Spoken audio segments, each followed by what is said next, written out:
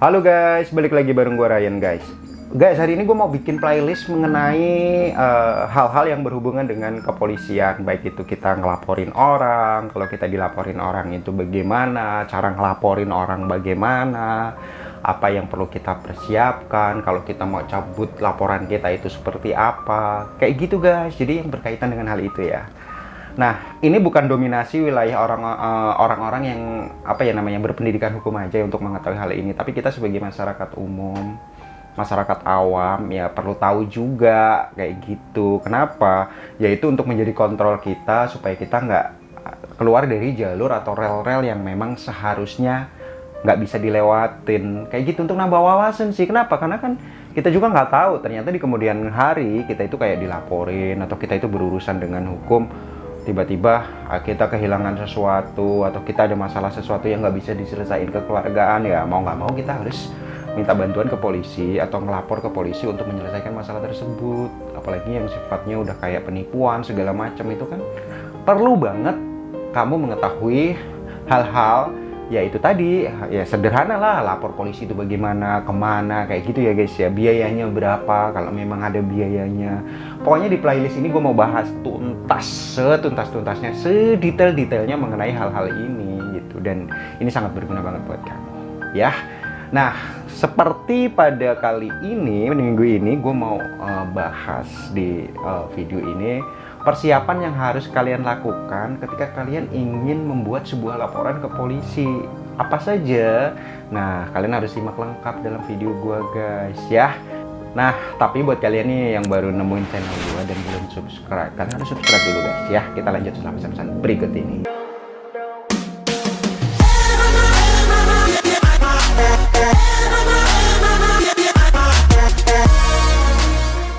Kita perlu persiapan ya guys ya, kalau kita mau lapor ke polisi. Jangan sampai kita sudah lapor ke sana ke sini segala macem, tapi ternyata kita sendiri nggak siap, kayak kurang barang bukti, terus kronologinya nggak jelas, unsur pidananya nggak ada, yang akhirnya yang ngerugiin kita, kayak rugi waktu ya kan, kayak gitu kan. Jadi ada beberapa hal yang perlu kalian persiapkan ketika kalian mau ngelapor ke polisi.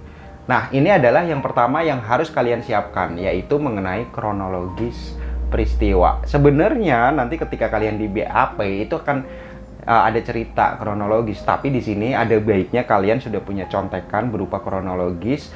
Dari kronologis tersebut kalian tulis semacam kayak cerita peristiwa, ya nggak usah panjang-panjang, sesingkatnya yang intinya dari kronologis tersebut itu secara keseluruhan menggambarkan peristiwa yang kalian alamin.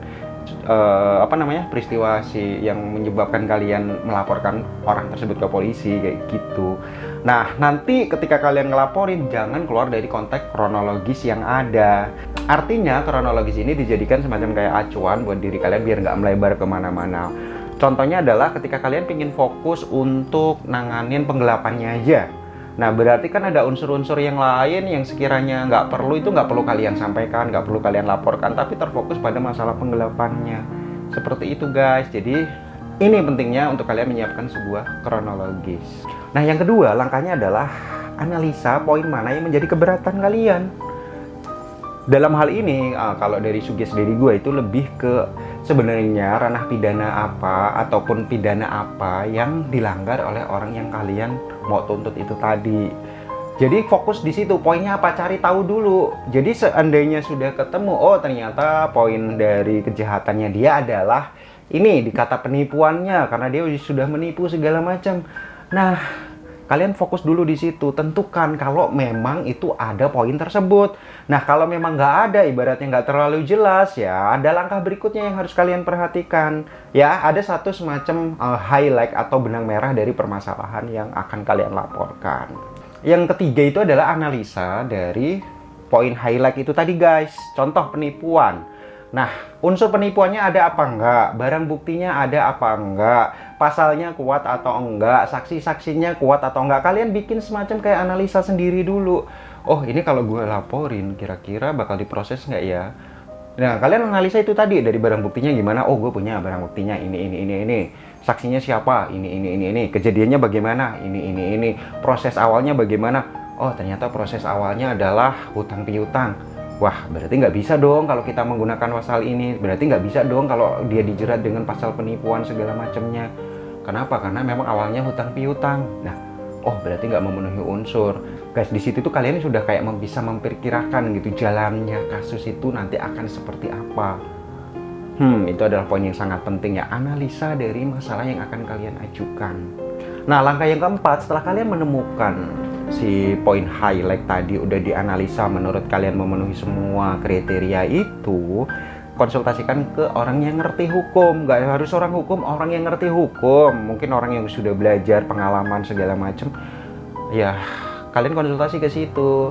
Pak, Bu, ini loh saya punya permasalahan ini, pelanggarannya ada di sini, ini barang buktinya segala macam, kira-kira bagaimana arahannya. Nah, orang hukum atau orang si ngerti hukum ini nanti akan kasih gambaran kepada kalian untuk menguatkan apa yang menjadi analisa di poin 3 tadi. Kayak gitu, itu pentingnya untuk konsultasi dulu dengan orang yang ngerti. Jangan kalian langsung pendapat pribadi ya, kadang-kadang kita kan salah. Balik lagi kalau kita itu bukan orang hukum, jadi kadang-kadang mungkin salah mempersepsikan atau apa. Dengan kita konsultasi terlebih dahulu seperti itu akan makin menguatkan apa yang akan menjadi laporan kita. Ya, banyak lah yang orang kuliah di hukum ataupun orang yang memang berkecimpung di hukum ataupun orang yang memang di LBH segala macamnya dan mereka udah terbiasa dengan hal seperti itu, ya nggak ada salahnya untuk konsultasi dulu. Nah, langkah berikutnya adalah menyiapkan barang bukti. Kan tadi sekalian sudah punya analisa ya. Nah, sekarang dalam bentuk fisiknya kalian siapkan. Kalau dia dalam bentuk digital berarti dikumpulin. Kalau dalam bentuk kayak surat-surat juga dikumpulin. Dalam bentuk barang juga dikumpulin. Nah, barang-barang bukti tersebut itu disiapkan. Ketika nanti kalian ingin membuat laporan, bila perlu dibawa sekalian. Artinya di situ sudah lengkap. Kalian nggak perlu bolak-balik ngurus ini, ngurus itu. Kenapa? Karena kan gambaran di kita itu kalau lapor polisi itu ribet ya. Tapi sebenarnya kalau kita sudah memperkirakan, kita sudah menyiapkan dan kita mengerti prosesnya ya, hal tersebut nggak perlu terjadi gitu. Laporan ini barang buktinya, ini kronologisnya, ini ininya, ya udah gitu. Next tinggal dari pihak polisi yang akan bekerja berdasarkan laporan kita. Nah, yang berikutnya adalah menyiapkan saksi. Nah, saksi ini nanti akan gua ulas sendiri di video berbeda. Nah, tapi kalian harus sudah ada gambaran. Ini saksinya siapa? Oh, saksinya adalah harus orang lain ya. Maksudnya bukan kayak istri kayak gitu, bukan. Jadi lebih kayak orang yang memang pada waktu itu dijadiin saksi atau orang yang pada waktu itu ada di sekitar situ dan menyaksikan, mendengar atau melihat peristiwa awal dari yang kalian keluhkan itu tadi. Nah, orang tersebut dihubungin dulu, bro, bantuin gue ya, lu nanti jadi saksi kayak gitu guys. Ya, itu harus disiapkan dari awal. Nah, kenapa? Karena ketika kalian nanti laporan dari pihak kepolisian juga akan nanyakan saksinya siapa kayak gitu. Kenapa? Saksi-saksi inilah yang akan dipanggil pertama kali untuk memverifikasi apa yang menjadi laporan kita.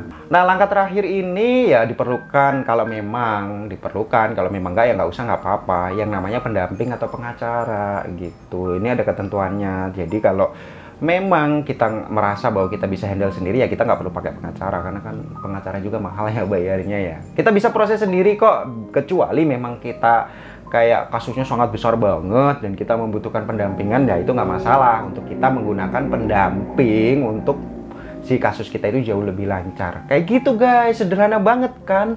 Tapi kalau ini nggak dilakuin, ya itu tadi kita akan bolak-balik ke kepolisian, kita akan, pokoknya intinya jadi makan waktu. Jadi buat kalian sebelum lapor polisi, baiknya perhatikan apa yang gua saranin tadi ya guys ya. Guys, semoga informasi untuk playlist hal-hal yang mengenai kepolisian ini bisa berguna buat kalian semua guys. Gue ingetin lagi yang belum subscribe ya, kalian harus subscribe dulu guys. Kita jumpa lagi di informasi review dan rekomendasi berikutnya. Dadah.